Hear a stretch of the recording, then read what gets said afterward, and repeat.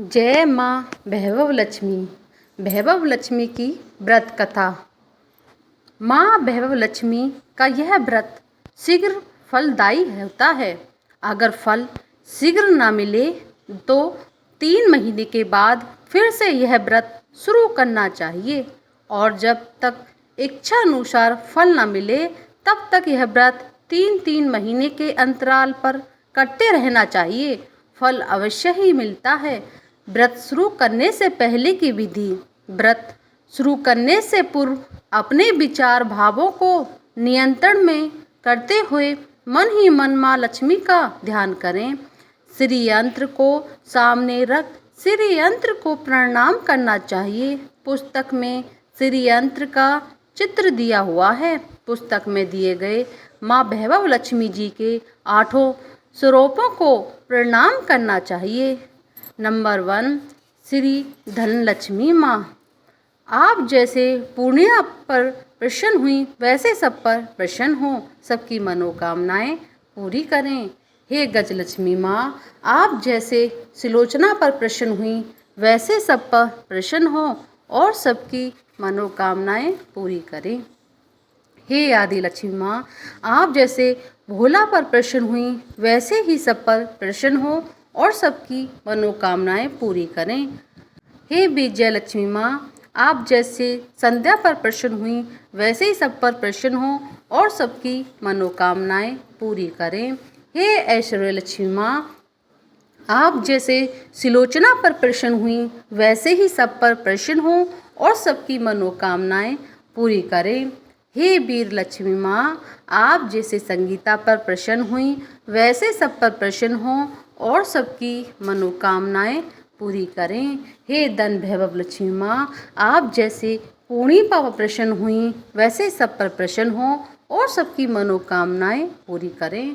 हे संतान लक्ष्मी माँ, आप जैसे सरला पर प्रसन्न हुई वैसे सब पर प्रसन्न हो और सबकी मनोकामनाएं पूरी करें।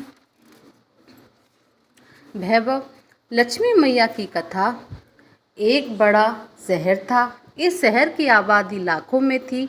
देश के कोने कोने से रोजगार की तलाश में आए लोग जब तक शहर में आते थे तो उनके पास कुछ भी नहीं होता था। उनकी एकमात्र इच्छा रहती थी कि उनको किसी तरह से 2 समय की रोटी मिल जाए।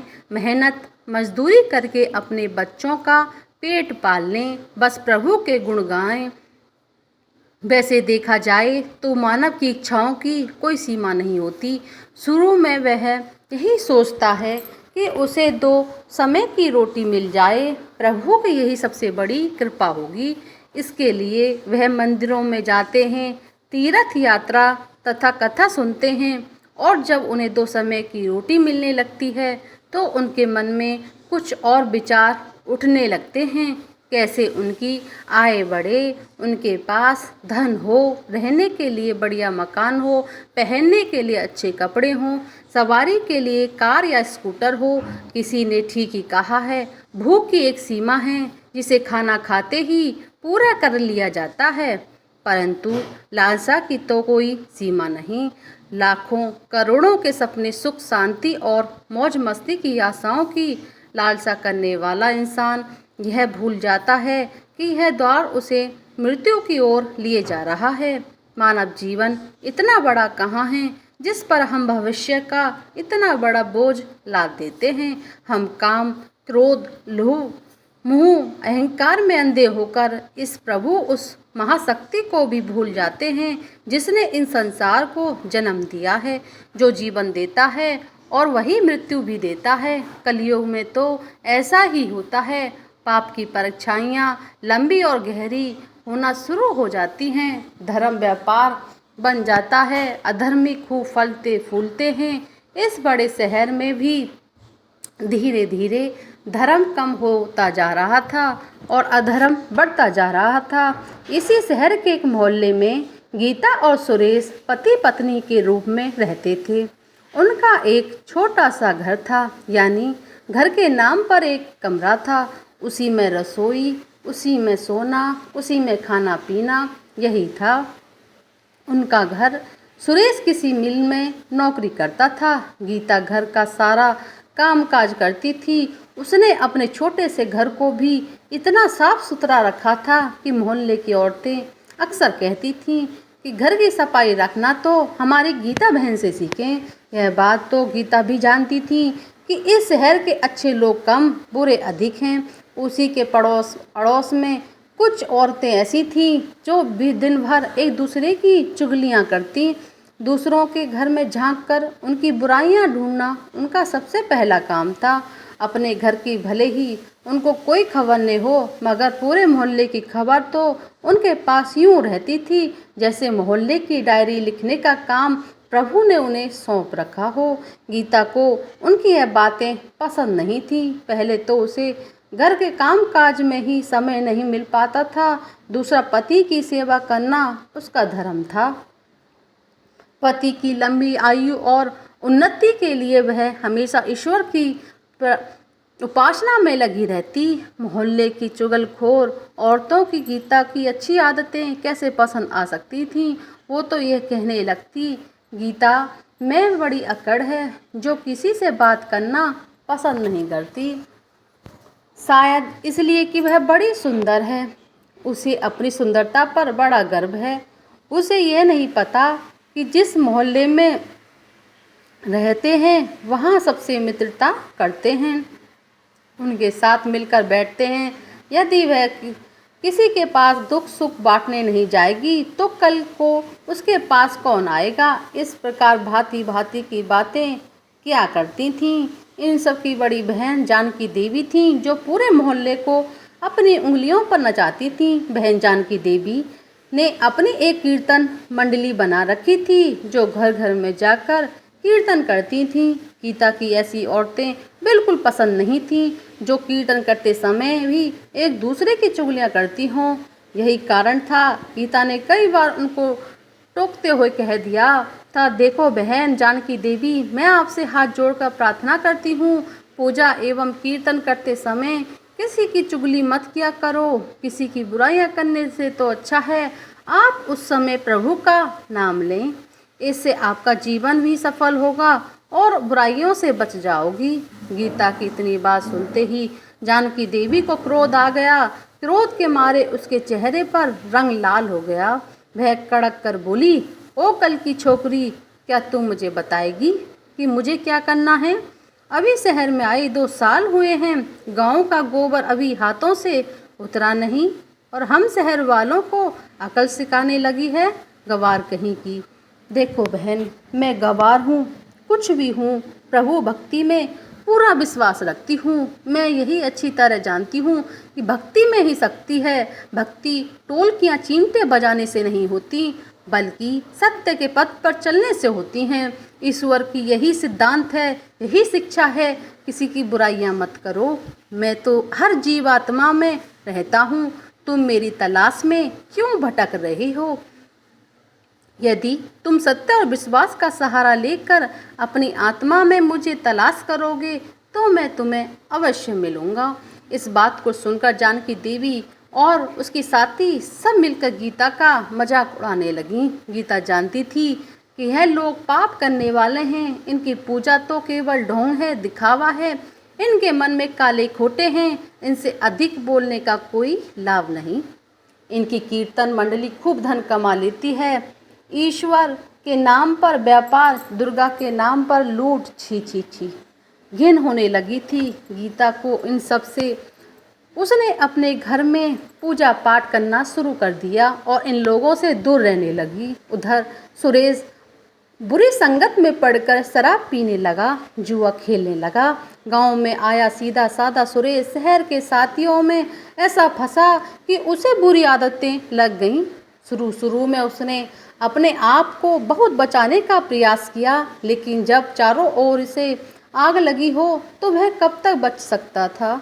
एक मजदूर का वेतन ही कितना होता है, जो सारा महीने मेहनत करने पर जो कुछ भी उसे मिलता था उसे घर की 2 समय की रोटी ही चल सकती थी।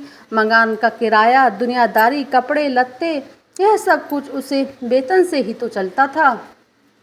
बेचारी गीता बड़ी परेशान हो गई थी, लेकिन जब वेतन से शराब पी जाए, चरस गांजा पिया जाए तो जुआ खेला जाए तो घर कैसे चल सकता था।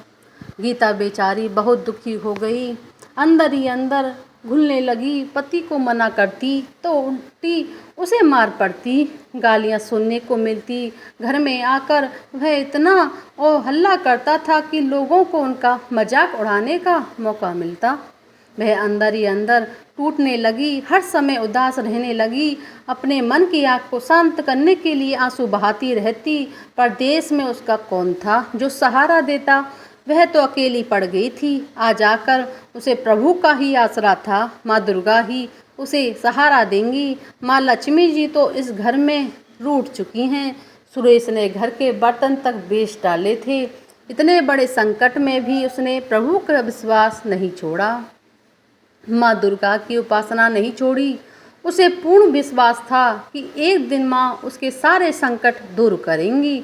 एक दिन जब घर में खाने को कुछ नहीं बचा था, वह 2 दिन से भूखी थी। जिस दुकान से खाने पीने का सामान उधार मिलता था, उसने इसलिए उधार देने से मना कर दिया क्योंकि उसके पिछले रुपए ही नहीं दिए गए थे। इस युग में तो जिसके पास लक्ष्मी नहीं वह भूखा मर जाएगा। गीता माँ लक्ष्मी जी के चित्र के आगे हाथ जोड़कर बैठकर रो रही थी। माँ ने उसकी आंखों से टपकते आंसू देख लिए थे, उसके हृदय के दुख जान लिए थे। गीता रोए जा रही थी, साथ में वह माँ लक्ष्मी का पूजन कर रही थी। माँ लक्ष्मी मुझे बचा लो, माँ मुझे बचा लो। देखो माँ मेरे घर की क्या हालत हो गई है। मैं 2 दिन से भूखी हूँ। मेरे पति बिगड़ चुके हैं। घर में लक्ष्मी जी आप बैठी हैं, परंतु आपका दूसरा नाम स्वरूप जो इस संसार में माया का है वह इस घर में नहीं है। उसके बिना जीवन नहीं। माँ मुझे बचा लो, माँ मुझे बचा लो। माँ माँ शक्ति दो, माँ शक्ति दो। माँ लक्ष्मी कृपा करें, इस घर को बचा लो। माँ अब आप ही मेरे अंतिम आसरा हो। तुमने मुझे नहीं बचाया तो मैं तुम्हारे चरणों में ही जान दे दूंगी। अब तो मेरा यह अंतिम निर्णय है। यह कहती हुई गीता माँ लक्ष्मी के चित्र के आगे गिर पड़ी। उसी समय घंटियां बजने लगीं, शंख की आवाज़ तेजी तेजी से आने लगी। गीता के उदास चेहरे पर अपने आप खुशी की लहर दौड़ गई। तभी उसके कानों में आवाज़ आई, बेटी गीता तुम्हारी आराधना सफल हो गई है। तुमने इतने बड़े संकट में भी मुझ पर विश्वास नहीं छोड़ा, अपनी श्रद्धा में कमी नहीं आने दी, इसलिए मैं तुम पर प्रसन्न हूँ। गीता एक तू ही पतिव्रता धर्म से खरी उतरी है। अपने पति की सेवा तूने कोई कमी नहीं रखी। दूसरा तूने मुझ पर विश्वास नहीं छोड़ा। यह सब तेरी अग्नि परीक्षा ही थी जिसमें तू पूरी खरी उतरी है। गीता बोली, हे जगत माता, मैंने आपसे आज तक कुछ नहीं मांगा, परंतु आज मैं मजबूर हो गई हूँ माँ। आज पहली बार आपसे कुछ घर की खुशियाँ मांग रही हूँ माँ। मुझे धनवान बनने की कोई लालसा नहीं, मुझे जीने के लिए धन की आवश्यकता है जिससे हम खाना खा सकें। मेरे बिगड़े हुए पति को सुधार दो माँ। जाओ बेटी, अपने आप को संभालो, मैं तुम्हारी मनोकामनाएं पूरी करती हूँ। उठो बेटी, अपने घर के द्वार खोलो। गीता के अंदर ने जाने कहाँ से अनजानी शक्ति आ गई थी। वह माँ लक्ष्मी के चरणों में उठकर अपने घर के द्वार की ओर गई तो सामने ही एक तिलकधारी ब्राह्मण को खड़े पाया। बेटी गीता, जय माँ लक्ष्मी जी बोलो। जय माँ लक्ष्मी। गीता ने पूरी शक्ति से कहा, देखो बेटी, मैं माँ लक्ष्मी जी के मंदिर का पुजारी हूँ। माँ के आशीर्वाद से मैं 2 बोरी आटा और साथ में दालें और घी है सब खाने की सामग्री तुम्हारे घर पहुँचाने का आदेश हुआ है। आप धन्य हैं महाराज, आप धन्य हैं।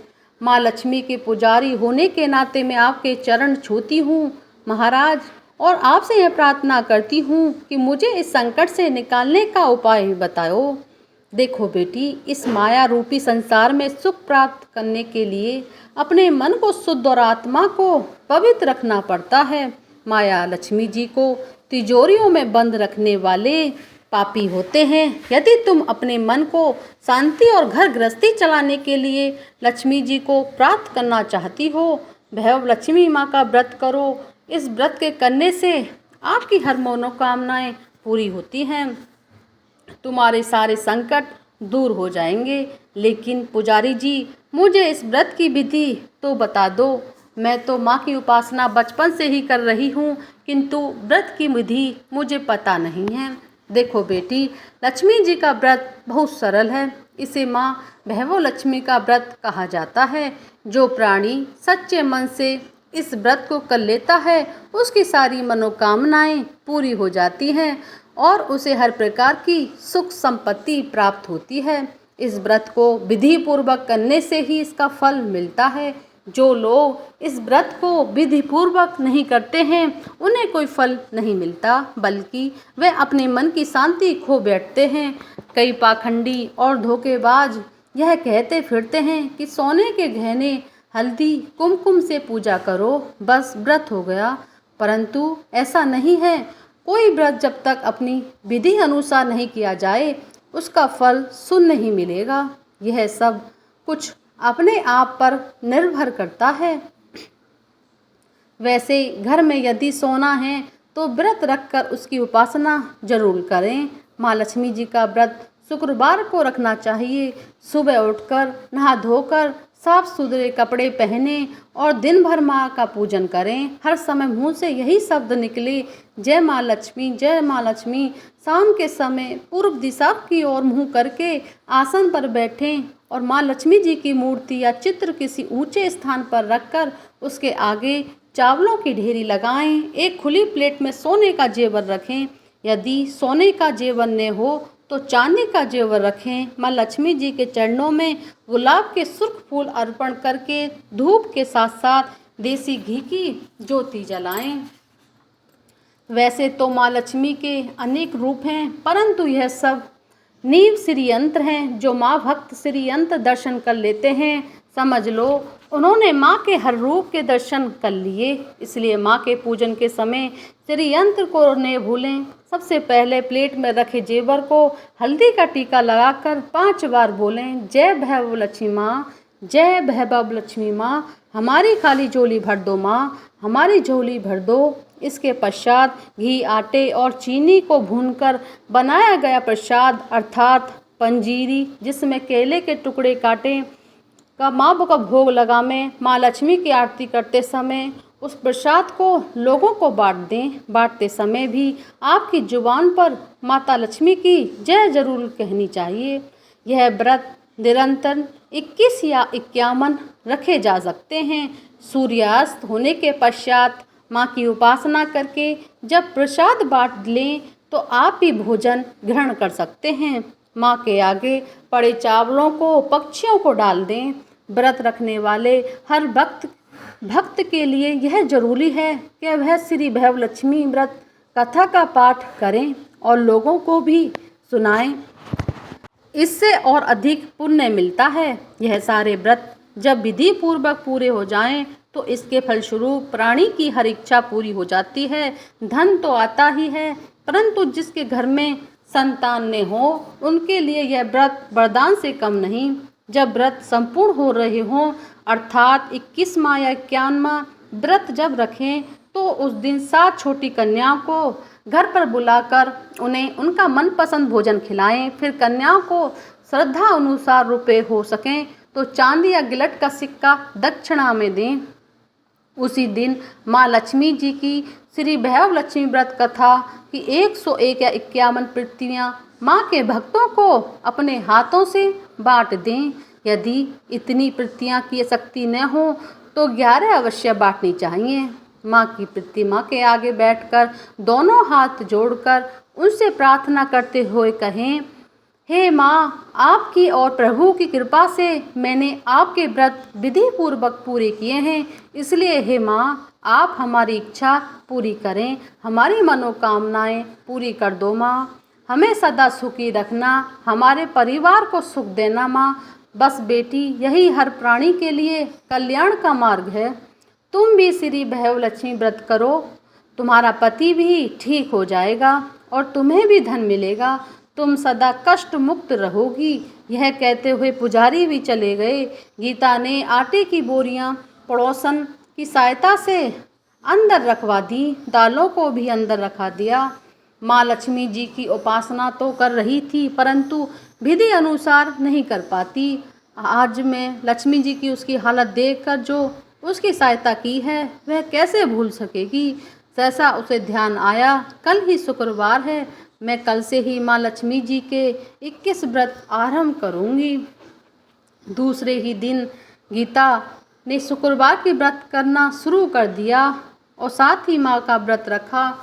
सारा दिन माँ की आरती गाती रही और फिर उसी रात्रि को समय श्री वैभव लक्ष्मी का व्रत कथा का पाठ करके घर आए पति के चरण छूकर उसे प्रसाद खिलाया तो उसके पति ने उसे प्यार से सीने से लगाकर कहा, मेरी गीता, तुम सचमुच में देवी लग रही हो। मैं ही पापी था जो आज तक देवता ने बनकर राक्षस बना रहा, लेकिन आज मेरी आंखें खुल गई हैं। अब मुझे अपनी भूल का एहसास हो रहा है और आज माँ लक्ष्मी के चरणों में बैठकर यह प्रतिज्ञा करता हूँ कि कभी भी शराब नहीं पीऊँगा, न कभी जुआ खेलूँगा, ना ही गंदे बुरे लोगों की संगत में बैठूँगा। मैं तुम्हें कभी दुख नहीं दूँगा। मेरे देवता, मेरे प्राणनाथ, माँ लक्ष्मी कृपा से आप सुधर गए तो मुझे संसार के खजाने मिल गए। आज मैं कितनी खुश हूँ माँ, तो मेरा उजड़ा बसा घर बसा दिया, मेरा सुहाग मुझे मिल गया। अब मैं 21 व्रत पूर्ण करके श्री वैभव लक्ष्मी की व्रत कथा 51 प्रतियाँ लक्ष्मी भक्तों को बांटूंगी ताकि उनका भी मेरी ही भांति कल्याण हो जाए। सुरेश ने अपनी पत्नी का हाथ पकड़कर उसे चूमते हुए कहा, देखो गीता, जिस माँ लक्ष्मी ने मुझे पाप के संसार से निकाल दिया है, मैं भी उनकी 21 व्रत रखूँगा, सदा घर में उनकी पूजा करता रहूँगा। गीता ने अपने पति के चरणों में अपना सिर रखते हुए कहा, मेरे देवता, आज मैं बहुत प्रसन्न हूँ, बहुत ही प्रसन्न हूँ माँ। लक्ष्मी जी की कृपा से मुझे आज नया जीवन मिला है। श्री वैभव लक्ष्मी मैया की जय। श्री वैभव लक्ष्मी मैया की आरती। ओम जय लक्ष्मी माता मैया, जय लक्ष्मी माता, तुम्हें को निस दिन सेवत, तुम्हें को निस दिन सेवत, हरि विष्णु दाता। ओम जय लक्ष्मी माता, उमा रमा ब्रह्माणी, तुम ही जगी माता, सूर्य चंद्रमा ध्यावत, नारद ऋषि गाता। ओम जय लक्ष्मी माता, दुर्गा रूप निरंजन, सुख संपत्ति दाता, जो कोई तुमको ध्यावत रिद्धि सिद्धि पाता। ओम जय लक्ष्मी माता, तू ही पाताल निवासिनी, तुम ही सुविदाता, करम प्रभाव प्रकाशिनी, पवनिधि की त्राता। ओम जय लक्ष्मी माता, जिस घर में तुम रहती ताहि में गुण आता, सभी संभवी हो जाता, मन नहीं घबराता। ओम जय लक्ष्मी माता, तुम बिन यज्ञ न होवे, वस्त्र न कोई पाता, खाने पाने का वैभव सब तुमसे आता। ओम जय लक्ष्मी माता, शुभ गुण सुंदर मंदिर, क्षीरो निधि जाता, रतन चतुर्दश तुम बिन कोई नहीं पाता।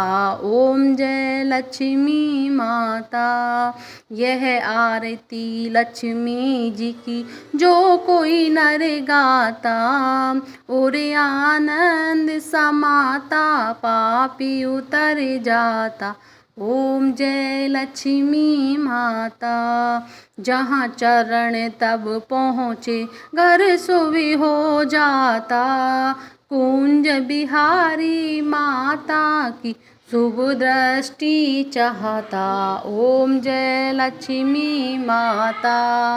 बोली बैव लक्ष्मी मैया की जय।